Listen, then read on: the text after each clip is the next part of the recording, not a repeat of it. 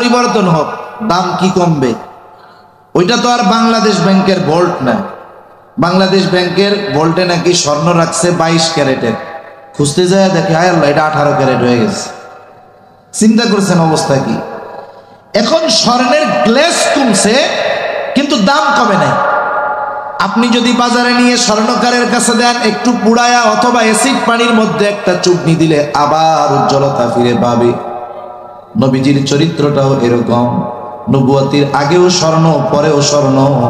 আগের স্বর্ণ একটু উজ্জ্বলতা কম, পরেরটা বলে উজ্জ্বল বেশি। কেন?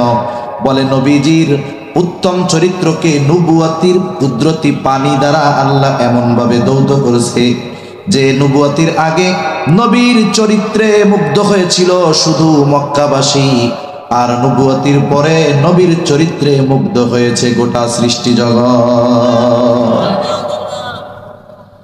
রাসূল আকরাম সাল্লাল্লাহু আলাইহি ওয়াসাল্লামের চারিত্রিক সৌন্দর্য কেমন? আল্লাহ তাআলা কুদরতি ভাবে হেফাজত করেছে নবীর চরিত্র। আফসোস লাগে, নবীর দুশমন নবীকে হত্যার চেষ্টা করেছে, তবু নবীর চারিত্রিক ব্যাপারে অপবাদ দেওয়ার দুঃসাহস করে নাই। কিন্তু বর্তমান জামানার কিছু ইসলাম বিদ্বেষী মুসলমানের ঘরে জন্ম নিয়ে নবীজির চারিত্রিক ব্যাপারে অপবাদ দেওয়ার দুঃসাহস করে এমন বেয়াদব আছে না? না, মনে রাখতে হবে, অপবাদ দেওয়ার মাধ্যমে নবীর সম্মান কমানো যাবে না। এরপরেও ওরা নবীর বিরুদ্ধে যেই সমস্ত বিষয় উত্থাপন করে অপবাদ দেওয়ার দুঃসাহস করে, এর মধ্যে একটা হলো তারা বলে নবীজি সম্পদ লোভী ছিল। নাউজুবিল্লাহ। এই জন্যই তো 25 বছরের যুবক 40 বছরের একজন নারীকে বিয়ে করছে, আবার যার আগে 2টা বিবাহ হয়েছিল। অথচ ইতিহাস কি বলে? নবীজি সম্পদের লোভে বিয়ে করছে? খাদিজাতুল কুবরা রাদিয়াল্লাহু তাআলা আনহা, বরং খাদিজা রাদিয়াল্লাহু তাআলা আনহা নবীর চরিত্রে মুগ্ধ হয়ে বিবাহের প্রস্তাব ওনার পক্ষ থেকেই গেছে। খাদিজার বয়স তখন 37 বছর। এর আগে 2 জন স্বামী ওনার ইন্তেকাল করেছে। খাদিজা নিয়ত করছে আর বিবাহ শাদী করব না, এভাবে জীবন কাটায় দিব। পিতার কিছু সম্পদ, স্বামীদের কাছ থেকে পাওয়া কিছু সম্পদ, এগুলো দিয়ে তিনি ব্যবসা শুরু করে দিলেন। তিনি একজন বুদ্ধিমতী বিদুষী নারী ছিলেন, বিদুষী নারী, সফল একজন ব্যবসায়ী হয়ে গেলেন। বিভিন্ন বড় বড় জায়গা থেকে রাজা বাদশারা পর্যন্ত খাদিজাকে বিবাহের প্রস্তাব দিতে উনি নাকচ করে দিতেন। সফল একজন ব্যবসায়ী খাদিজা। শুধু তাই না, খাদিজার উপাধি ওই জাহেলিয়াতের সময়ের খারাপ মানুষগুলো দিয়েছিল তাহেরা, পুত পবিত্রা। খাদিজা 37 বছর বয়স। এই সময় সে তার ব্যবসার সবচেয়ে বড় কাফেলা পাঠাবে সিরিয়ায়। একজন বিশ্বস্ত মানুষ খুঁজতেছে কোথায় পাওয়া যায়। এক্সপোর্ট ইম্পোর্টের ব্যবসা ছিল খাদিজার। মক্কা থেকে সিরিয়ায় মক্কার যেই পণ্যগুলোর চাহিদা, ওই পণ্যগুলো নিয়ে কাফেলা সিরিয়ার বাজারে বিক্রয় করত। আবার সিরিয়ার যেই পণ্যগুলোর চাহিদা মক্কায়, ওই পণ্যগুলো সিরিয়া থেকে কিনে এনে খাদিজা মক্কার বাজারে বিক্রয় করাতেন। এটা ছিল তার ব্যবসা। এখন এই কাফেলার দায়িত্ব কাকে দেওয়া যায় সে খুঁজতেছে, কাউরে পায় না। আবু তালেব জানতে পারলো যে খাদিজা একজন বিশ্বস্ত মানুষ খুঁজতেছে কাফেলার দায়িত্ব দেওয়ার জন্য। আবু তালেব আমার আপনার নবীর কাছে এসে বলে, মুহাম্মদ, খাদিজা তো একজন বিশ্বস্ত মানুষ খুঁজতেছে, তুমি খাদিজার কাছে গিয়ে বলো যে ও খাদিজা, আপনি যদি আমাকে এই দায়িত্ব দেন তাহলে আমি এই দায়িত্ব নিতে রাজি আছি। চাচা বলতেছে তুমি গিয়ে বলো যে আমি দায়িত্ব নিতে চাই। আর নবী কি বলে? আমি দায়িত্ব চাইয়ে নিতে পারবো না। যদি খাদিজা আমাকে প্রস্তাব দেয় তাইলে ভিন্ন কথা। কারণ দায়িত্ব চেয়ে নেওয়া আর দায়িত্ব চাপায়া দেওয়া দুটো বিষয় কিন্তু এক নয়। মনে করেন কোন বিষয়ের দায়িত্ব যদি আমি আপনাদের কাছ থেকে জোর করে চেয়ে আনি, যেই দায়িত্বটা আমারে দেন, এখন ওই দায়িত্ব পালন করতে গিয়ে যদি কোনো ত্রুটি বিচ্যুতি হয়, আপনারা আমাকে জামাতবদ্ধ হয়ে বেশি কথা বলবেন। হুজুর ওনার কাম হইলো ওয়াজ করা, নামাজ পড়ানো, মাদ্রাসায় পড়ানো, ওনার এই দায়িত্ব নিতে কইছে কে?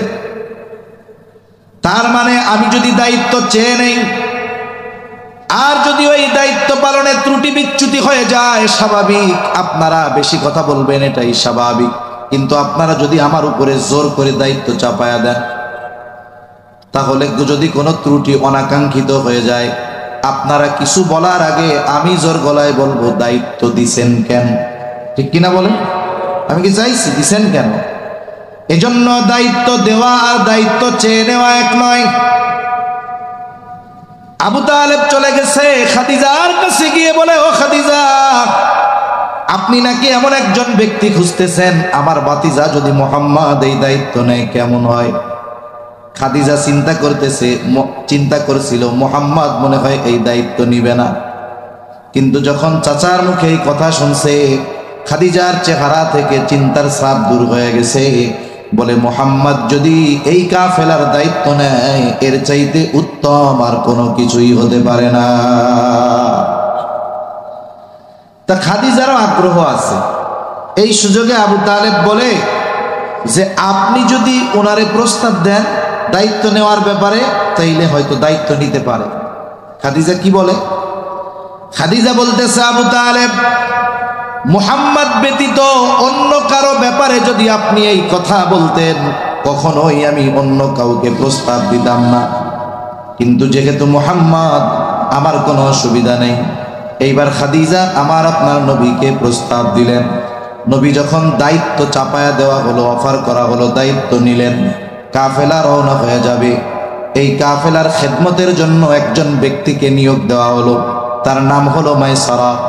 খাদিজার এত বিশ্বস্ত একজন গোলাম যে তাকে বলা হতো খাদিজার চোখ। তার মানে তার দেখা আর খাদিজার দেখা সেম, এত বিশ্বাস করতো খাদিজা তাকে। খাদিজা বইলা দিল, মাইসারা, পুরা জামাতের সকলের খেদমতের দিকে খেয়াল রাখবা, খেদমত করবা, বিশেষ করে মুহাম্মাদের ব্যাপারে বেশি খেয়াল রাখবা। সফর শুরু হয়েছে। নবীজি মক্কা থেকে যেই পণ্যগুলো সিরিয়ায় নিয়ে গেছেন, ওইগুলো প্রায় দ্বিগুণ লাভে বিক্রয় করছেন। আবার সিরিয়া থেকে মক্কায় যেই পণ্যগুলো নিয়ে আসছেন, এগুলো মক্কার বাজারে প্রায় দ্বিগুণ লাভে বিক্রয় করেছেন। খাদিজার ব্যবসার ইতিহাসে সবচাইতে বড় প্রফিট আসছে এই সময়। এইবার সফরের কারগুজারি শুনতেছে মাইসারার কাছ থেকে, সব ঘটনা শুনছে। বিশেষ করে নবীর ব্যাপারে কয়েকটা আশ্চর্যজনক ঘটনা মাইসারা খাদিজাকে শোনায়। বলে, খাদিজা, আকাশের মধ্যে কোথাও কোনো মেঘ নাই, ছায়া নাই, প্রচন্ড রোদ, ভর দুপুর আমরা পথ চলতেছি, কোথাও কোনো মেঘ নাই। কিন্তু আমি দেখতে পেতাম, খেয়াল করতাম, মুহাম্মদ দুপুরে যখন হাঁটে, এক খণ্ড মেঘ আমাদের সাথে। রাদিয়াল্লাহু তাআলা আনহু থেকে বর্ণিত হাদিস। জিজ্ঞাসা করা হচ্ছে, মিজানের মধ্যে সবচাইতে ওজন হবে কোন আমল? নবীজিকে জিজ্ঞাসা করা হলো। নবীজি নামাজের কথা বলেন নাই, রোজার কথা বলেন নাই, হজের কথা বলেন নাই, যাকাতের কথা বলেন নাই। নবীজি বললেন, মিজানে সবচাইতে ওজন হবে যেটা, সেটা হলো সৎ চরিত্র। সুবহানাল্লাহ। তাহলে আমাদের প্রত্যেকের সৎ চরিত্রবান হওয়ার দরকার, সৎ চরিত্র গুণ অর্জন করা দরকার। আর এক্ষেত্রে রাসূল আকরাম সাল্লাল্লাহু আলাইহি ওয়াসাল্লাম হবেন আমাদের রোল মডেল। আমাদের তরুণেরা, আমাদের যুবকেরা, এরা যদি রাসূল সাল্লাল্লাহু আলাইহি ওয়াসাল্লামের আদর্শকে সামনে রেখে তাদের আগামী জীবন পরিচালিত করে, আমার এই ব্যাপারে দৃঢ় বিশ্বাস, আমাদের তরুণ যুবকদের যেই সাহস, বাতিলের বিরুদ্ধে তাদের যেই প্রতিবাদের ভাষা, জালেমের বুলেটের সামনে দুঃসাহসী যুবকের বুক খুলে দেওয়া, এটা আগামী দিনে তারা যদি নবীজির আদর্শকে সামনে রেখে চলতে পারে, আশা করা যায় এই যুবকদের মধ্য থেকেই আগামীর বাংলাদেশে ইসলাম প্রতিষ্ঠার জন্য যেই নেতৃত্ব দরকার, ওই রকম নেতৃত্ব তৈরি হয়ে যাবে। ঠিক কিনা বলেন? আর আমাদের তরুণ প্রজন্ম যদি ভালো হয়ে যায়, দিনদার হয়ে যায়, বাস্তবিক অর্থে গোটা দেশ ভালো হয়ে যাবে। আমরা তো একটা সময় মনে করতাম আগামী প্রজন্ম একেবারে পুরা শেষ, আগামী প্রজন্ম পুরা শেষ। কিন্তু বাস্তবতা দেখলাম না, সময়ে সময়ে যাদের নিয়ে আমরা চিন্তা করি কিছুই হবে না, আল্লাহ তাআলা চাইলে এদের মাধ্যমেই সবকিছু করাতে পারেন, ঠিক কিনা? এখন এক জায়গায় একদল ইঁদুর বিড়ালের যন্ত্রণায় খুব কষ্টে আছে। ইঁদুররা মিটিংয়ে বসছে, গল্প আর কি। এই যে বিড়াল যে হুট করে চলে আসে, টের তো পাই না, কি করা যায়? বুদ্ধি টুদ্ধি দিয়ে একজন বলছে বিড়ালের গলায় একটা ঘন্টা পরায়া দেওয়া যায়।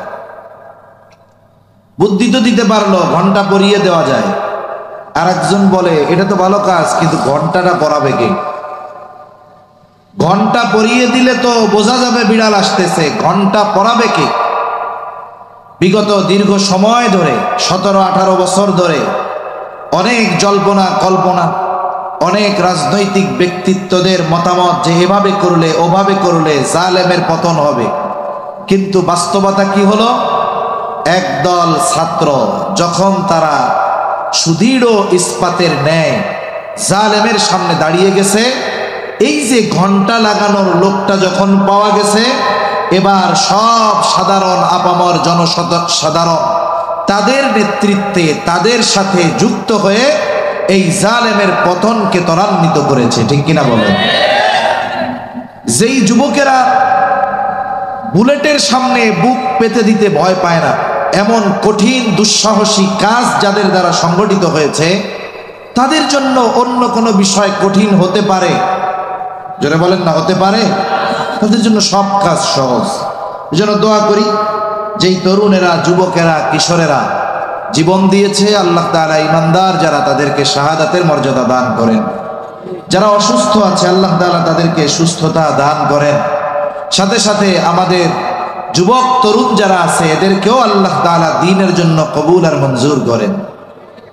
সম্মানিত উপস্থিতি, রাসূল আকরাম সাল্লাল্লাহু আলাইহি ওয়াসাল্লামের আদর্শ এটা সার্বজনীন এক আদর্শ।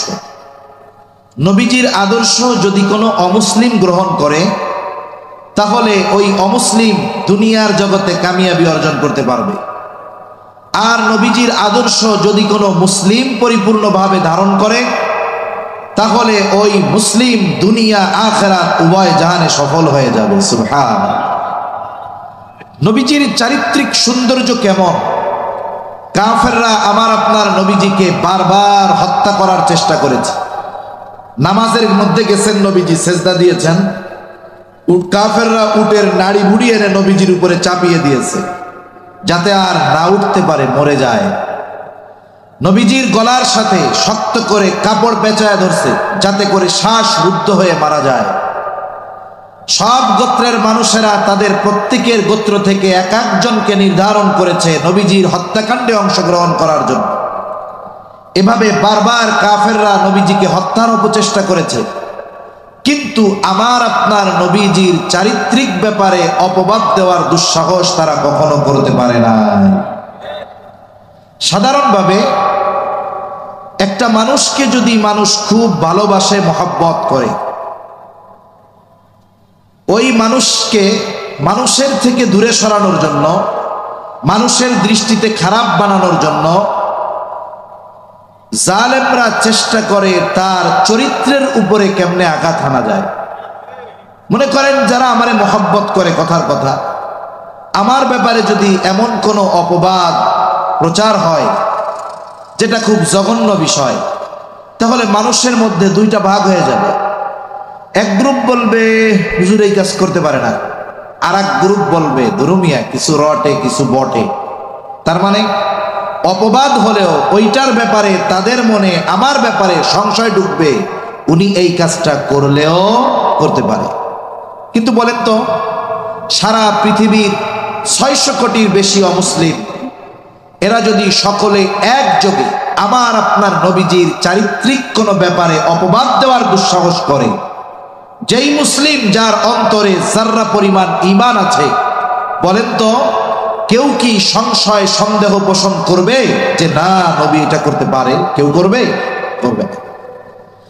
বরং সারা পৃথিবীর সবাই অপবাদ দিয়ে আমাদের অন্তর থেকে নবীজির মুহাব্বতকে ন্যূনতম যাররা পরিমাণ কমাতে পারবে না।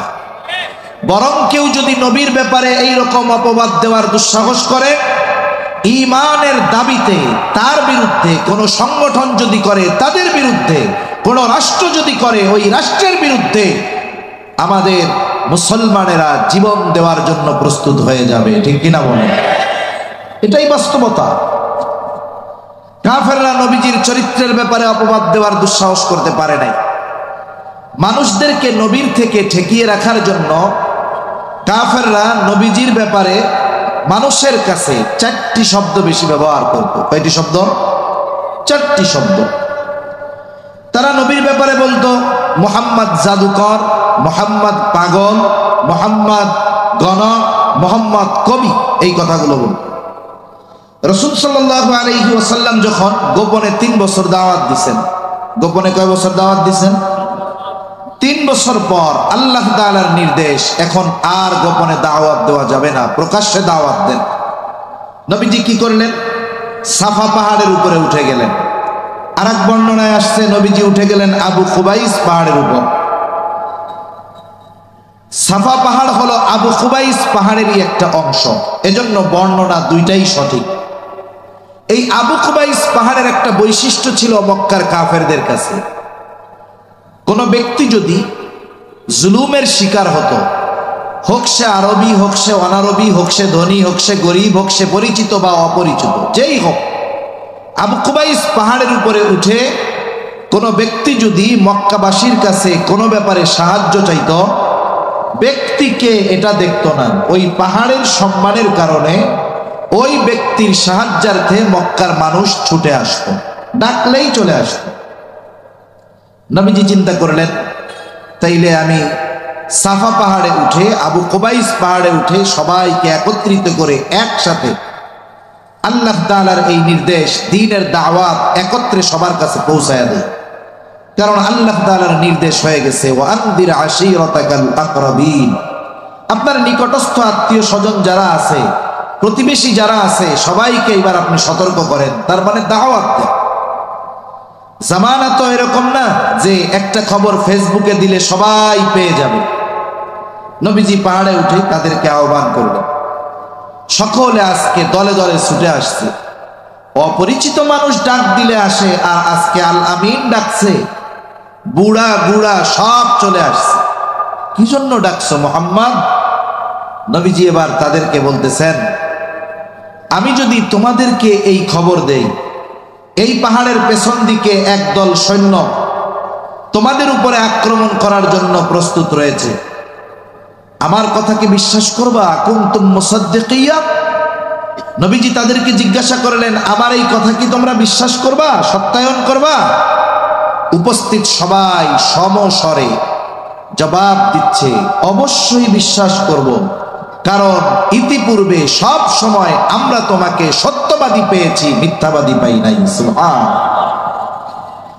একটা মানুষের ব্যাপারে তার সত্যবাদিতার সাক্ষ্য দিচ্ছে কারা? বলে যারা তাকে হত্যার অপচেষ্টা করেছে তারা। আমার আপনার নবীজির চরিত্রকে আল্লাহ তাআলা নিজ কুদরতে হেফাজত করেছেন। সহজ কথা হলো, নবুয়তির পরে যেই বিষয়গুলো আল্লাহ তাআলা হারাম করেছেন, এমন কোন বিষয় নবুয়তির আগে আমার আপনার নবীর দ্বারা সংগঠিত হয় নাই। এমনও কিছু বিষয় আছে যেটা নবুয়তির পর পর হারাম হয় নাই, আরো অনেক পরে হয়েছে, এমন কাজও নবীর দ্বারা সংগঠিত হয়। যেমন নবুয়তির পরপরই মদ হারাম হয় নাই, মদ হারাম হয়েছে 4 ধাপে। কয় ধাপে? 4 ধাপে। অথচ এ কথা কেউ বলতে পারবে না নবুয়তির পরে যখন মদ হারাম হয় নাই, নবীজি তখন মদ পান করা তো বহুদূর, নবুয়তির আগেও আমার আপনার নবী গোটা জীবনে কখনো মদ স্পর্শ করেননি। সুবহানাল্লাহ। হেফাজত কেমনে করছে আল্লাহ? নবীজি বলেন, আমি যখন বালক, 10-11 বছর বয়স, মক্কার মধ্যে বিশাল এক বিবাহ হবে, এক সম্ভ্রান্ত ফ্যামিলির বিবাহ, সবাইকে দাওয়াত দেওয়া হয়েছে। এই বিবাহ অনুষ্ঠানের আকর্ষণ হলো রাত্রেবেলা খাওয়া দাওয়ার পরে সারা রাত গান বাদ্য হবে, নাচ গান হবে, দলে দলে মানুষ ছুটছে ওই বাড়িতে। খাওয়া দাওয়া শেষ, সবাই অপেক্ষা করছে কখন ডাক আসবে, যেই তাড়াতাড়ি আসো, গান শুরু হবে এখন। সবাই অপেক্ষা করতেছে। ইতিমধ্যে একজন ঘোষণাকারী ঘোষণা দিচ্ছে যে তোমরা সবাই অমুক স্থানে একত্রিত হও, ওই জায়গায় একটু পরেই নাচ গান শুরু হবে। সবাই দৌড় শুরু করছে, কে কার আগে গিয়ে বসবে, কারণ দেখতে হবে, শুনতে হবে কাছের থেকে। ওয়াজ মাহফিলে যদিও অনেক জায়গায় 15 বার বইলাও একটা মানুষকে পেছন থেকে সামনে আনা যায় না, কিন্তু এই ধরনের গুনার মজলিসে অনেক সময় 80 বছরের বৃদ্ধ 20 জনের ঘাড়ে পাড়া দিয়া সামনে আইসা এইরকম তাকায় তাকে দেখে। যদি আমার যুবক ভাইরা বলে কি কাম করতেছেন, এটা কি ভালো কাম? তোরা তো পয়সা থাকলে দেখতে পারবি, আমার হায়াত শেষ, একটু দেখা লই। আছে না নাই এরকম? ডাকতেছে যে চলো তাড়াতাড়ি চলো। নবীজি বলেন আমার সাথে যারা, তারাও আমার ডাকতেছে, মুহাম্মদ তাড়াতাড়ি চলো, আগে না গেলে জায়গা পাওয়া যাবে। নবীজি বলেন ওরা তো আমাকে ডাকতেছে, আর ইতিমধ্যে আমার গোটা শরীর অবশ হয়ে 2 চোখ জুড়ে ঘুম চলে আসছে। নবীজি বলেন ওরা চলে গেল, আমি বাড়ির এক প্রান্তে এক পাশে শুয়ে পড়লাম, গভীর ঘুমে আচ্ছন্ন হয়ে গেলাম। সারা রাত পার হয়ে গেছি, আমার ঘুম ভাঙে নাই। সকালবেলায় সূর্যের আলো যখন আমার চোখের উপরে পড়লো, ঘুম ভেঙে গেল।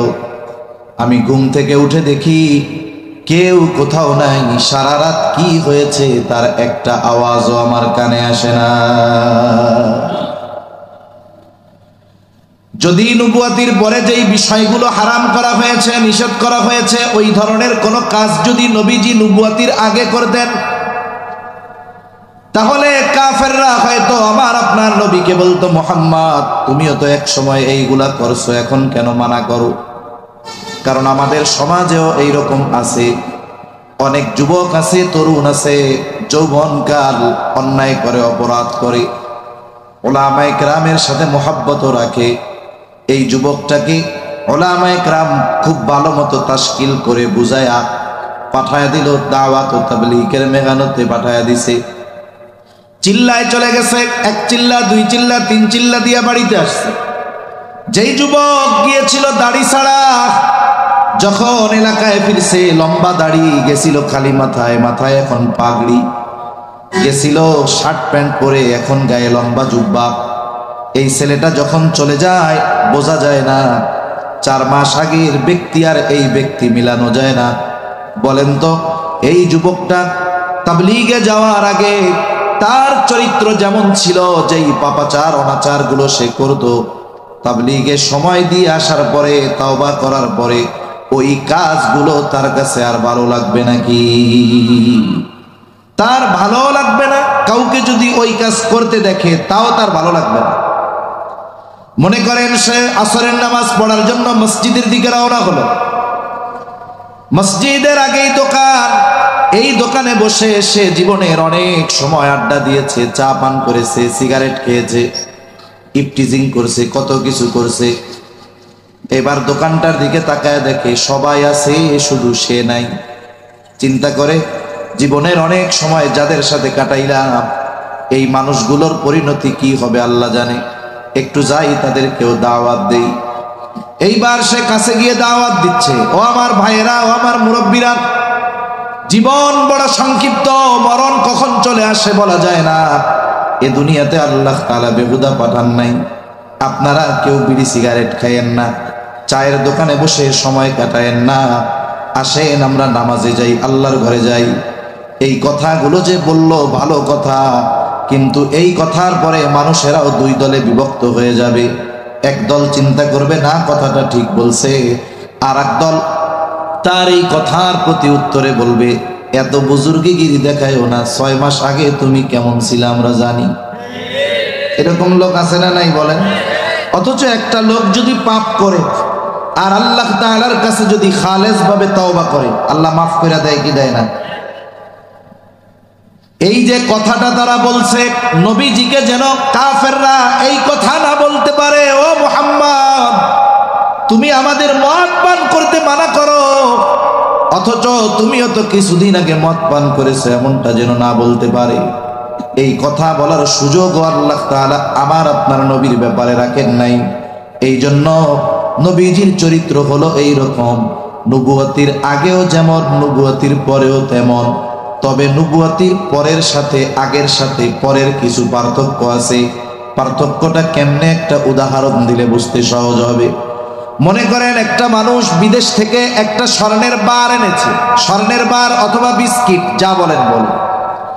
যখন কিনছে চকচক করতেছে, এইবার ওই স্বর্ণের বার সে ঘরের মধ্যে রেখে দিয়েছে 10 বছর ব্যবহার না করে আলমারির কোনায়। বলেন তো 10 বছর আগে এই স্বর্ণের টুকরার যেই উজ্জ্বলতা ছিল 10 বছর পরে সেরকম থাকবে নাকি? পিতলের কালার হয়ে যাবে, তামার কালার হয়ে যাবে। যতই কালার পরিবর্তন হোক দাম কি কমবে? ওইটা তো আর বাংলাদেশ ব্যাংকের ভোল্ট না। বাংলাদেশ ব্যাংকের ভোল্টে নাকি স্বর্ণ রাখছে 22 ক্যারেটের, খুঁজতে যায় দেখে আয় আল্লাহ এটা 18 ক্যারেট হয়ে গেছে। চিন্তা করছেন অবস্থা কি? এখন স্বর্ণের গ্লেস কমছে কিন্তু দাম কমে নাই। আপনি যদি বাজারে নিয়ে স্বর্ণকারের কাছে দেন, একটু পুড়ায়া অথবা অ্যাসিড পানির মধ্যে একটা চুবনি দিলে আবার উজ্জ্বলতা ফিরে পাবে। নবীজির চরিত্রটাও এরকম, নবুয়তির আগেও স্বর্ণ পরেও স্বর্ণ। আগের স্বর্ণ একটু উজ্জ্বলতা কম, পরেরটা বলে উজ্জ্বল বেশি। কেন? বলে নবীজির উত্তম চরিত্রকে নবুয়তির কুদরতি পানি দ্বারা আল্লাহ এমন ভাবে দৌত করেছে যে নবুয়তির আগে নবীর চরিত্রে মুগ্ধ হয়েছিল শুধু মক্কাবাসী, আর নবুয়তির পরে নবীর চরিত্রে মুগ্ধ হয়েছে গোটা সৃষ্টি জগৎ। রাসূল আকরাম সাল্লাল্লাহু আলাইহি ওয়াসাল্লামের চারিত্রিক সৌন্দর্য কেমন? আল্লাহ তাআলা কুদরতি ভাবে হেফাজত করেছে নবীর চরিত্র। আফসোস লাগে নবীর দুশমন নবীকে হত্যার চেষ্টা করেছে, তবু নবীর চারিত্রিক ব্যাপারে অপবাদ দেওয়ার দুঃসাহস করে নাই। কিন্তু বর্তমান জামানার কিছু ইসলাম বিদ্বেষী মুসলমানের ঘরে জন্ম নিয়ে নবীজির চারিত্রিক ব্যাপারে অপবাদ দেওয়ার দুঃসাহস করে এমন বেয়াদব আছে না? না, মনে রাখতে হবে অপবাদ দেওয়ার মাধ্যমে নবীর সম্মান কমানো যাবে না।